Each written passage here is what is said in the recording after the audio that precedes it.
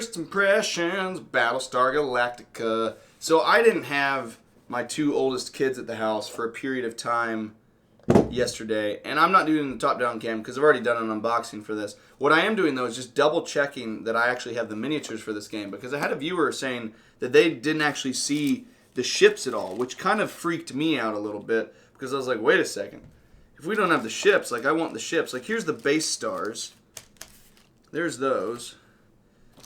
And then, yeah, maybe he's right. Maybe the ships, those are the civilian ships. Those are the people. These are the damage tokens.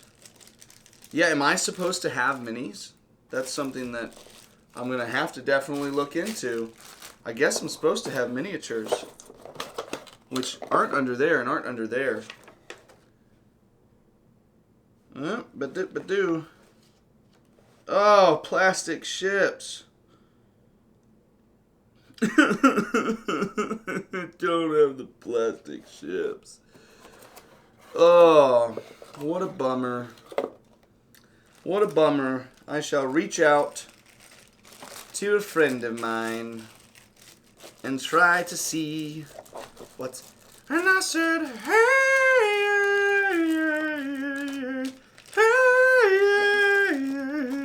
I said, hey, what's going on? And I try. Oh my God, do I try? Everything all day. Revolution. Okay, I'm sad. I don't have my ships, but I'm going to talk about the first impression. Now, the first impression for this is I did enjoy it quite a bit, and I have been vocal once or twice on the channel about not liking the reskin of this, which is Unfathomable, also from Fantasy Flight Games, which uses their Arkham horror or Lovecraftian universe that they've got. I didn't really like it. I think now having played this, I played this on TTS. I haven't played my physical version yet, but I played it on TTS, and I think that even playing the base game, there are some mechanical nuances to this design that make it a little bit more complex and a little bit better than Unfathomable's base design. I don't like how the ship exists and how the deep ones path alongside there, kind of like the creatures that are the replacements of the regular raider ships in here. And all of that is... It has several elements in here. Like there's an additional ship called the Colonial One, which gives you some other abilities. There's these quorum cards.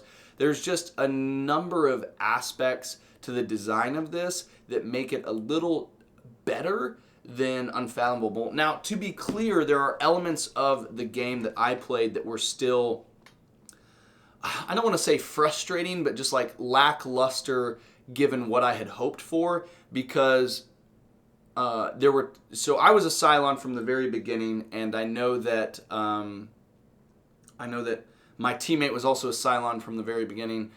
We ended up winning after it was a long game. TTS obviously didn't help.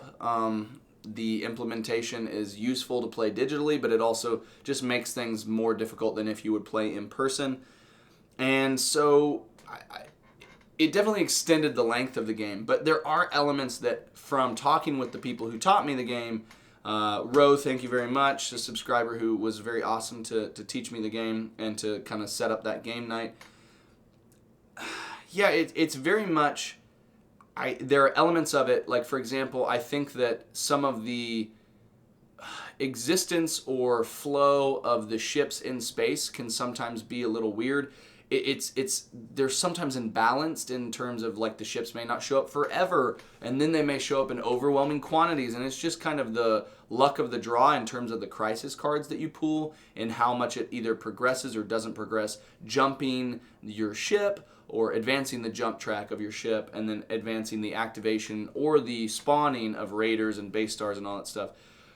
There were definitely like waves that would happen, and it would be active and then it'd be passive and then it'd be active and it'd be passive. And I'd like a little bit more consistency in the active nature of that space element in the game.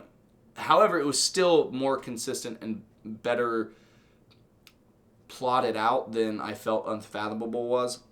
We played it at 5 players. I did like, I liked everything that happened in here. I liked everything that went on. I just definitely wish that, I wish that the expansions weren't so hard to find, because from what I've been told from talking to the guys that I played with last night, or yesterday afternoon, and from what I've read online subsequently and prior to all of this, it seems like they do add a lot of gameplay opportunity, and some of which might probably, like 1 or 2 of the expansions, at least probably one of them, whether it's the Exodus or the Pegasus, those expansions would probably be mainstays for me. They're the kind of ones that I would always play with them to make sure that the gameplay experience always was at a certain level.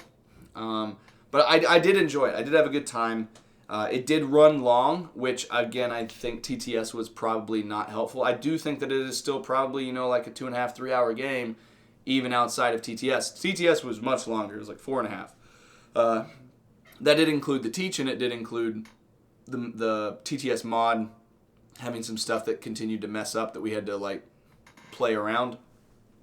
But it was a lot of fun. I haven't watched the show at all. For context, I have not watched the show Battlestar Galactica at all. My brother and friends have, and I know that they have enjoyed it and like it a lot. I have not personally watched it, but I don't think it's necessary at all. I mean, I think it's nice to have kind of a visual media or visual look to the game that is familiar to me, even though I haven't watched the show. I'm familiar with Battlestar Galactica, the show. So it's like it's an IP that's recognizable enough that it does give some visual anchor to what's happening in the game.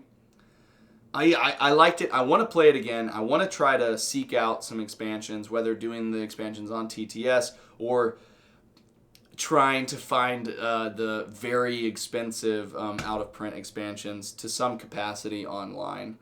So, yeah, I really liked it. I had a fun time. I like games that have hidden roles. It's typically sometimes more fun to be those traders because you get to have that dual game experience where you're trying to hide what you're doing and also do something. So that definitely does have an effect on, I think, somebody's play experience, is whether they get to be the Cylon or not. Though there are some people that don't want that because that's added anxiety and pressure for how they play, and they kind of just want to play and try to survive the game. So whether you're doing it cooperatively with the other humans or you're doing it nefariously as a Cylon, there's a lot of stuff that's definitely interesting to this. I really would like to check out the access for other things. I need to see if I can track down where the ships are for this. But for sure, I had a really good time. I think that it definitely is one that I'll keep for now, and I want to play in person. I also want to see, if I can't find expansions in person, I'd love to maybe try them out sometime on TTS, just to see how much they change the gameplay and if they stabilize some of those inconsistencies I was talking about. But it is for sure, it was for sure a good experience, better than Unfathomable, which I was kind of already going to lean that way just by giving the benefit of the doubt to the designer, who's one of my favorites. And yeah, I really would like to try again. I would like to try again now that I kind of know a little bit more what I'm doing. I felt like I played fine. I don't think I played poorly. The Cylons, we did win. We kind of just browbeat down the humans by the end of it. It was kind of pushing through. I mean, I also had to leave, so we did actually cut it short before we won. But they had to go through 2 full jump cycles pretty much to get out of there, and so we had gotten all of the resources so low to where it just was pretty much not going to happen. They would have had to have the most insane luck in the world to be able to get out of it. But yeah, so this is Battlestar Galactica. This is an out-of-print game, but it is re-implemented by Unfathomable from Fantasy Flight Games. But this is the OG. This is the original one that came with the Battlestar Galactica license through Sci-Fi and stuff. Why are all the games that I want right now old games that are out of print? Thankfully, I've got Space Hulk. I've got it there, and it's all there. But now I want all of this.